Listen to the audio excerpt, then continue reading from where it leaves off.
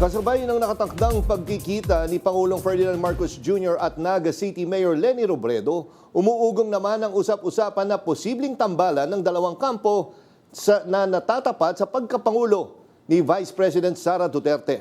Yan ang umarangkadang balita ni Christian Bascones. Nakatagdang magkita si Pangulong Ferdinand R. Marcos Jr. at Mayor Leni Robredo sa Naga ngayong Sabado para sa pagpapatupad ng proyektong Oplan kontra baha at kung ano ang mga posibleng tatalakay ng dalawang lider, sagot ng palasyo. Yan ang abangan nyo. Yun lang po ang ating, yun lang po ang binigay na impormasyon dahil nga po ang pinasisimulan nga po ng Pangulo itong Oplan kontra baha at isa sa mga lugar na kanyang pinatutukan ay ang Naga City. Kasabay ng pag-ingay ng usap-usapang tambalang Sara at Amy, lumitaw din ang impormasyon ng posibilidad na pag-alyansa ng administrasyon sa partido ng dating Vice Presidente Leni Robredo. Iginiit naman ng palasyo na walang napag-uusapang napupuso ang kandidato ang administrasyon para sa susunod na eleksyon at sinabing masyado pang maaga para paghandaan ito.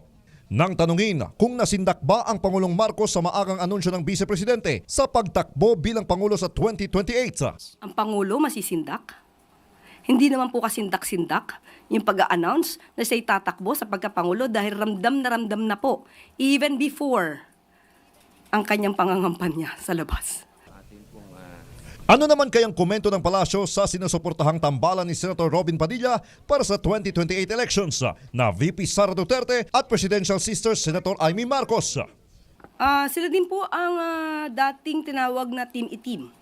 So ngayon po, wala pong maaaring tugon at hindi pa po tumutugon o nagre-react ang Pangulo patungkol po dyan. Sa kabila ng pagsibol ng mga usaping politika, nanindigan ng Malacanang na nakatutok pa rin ang Pangulong Marcos sa kanyang tungkulin sa bayan.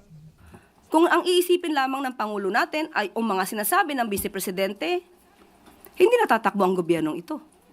So hindi po maapektuhan ang focus ng Pangulo para maiangat ang ekonomiya ng bansa, maiangat ang buhay ng bawat Pilipino, at masolusyonan ang isyu sa baha na hindi nasolusyonan noon pa.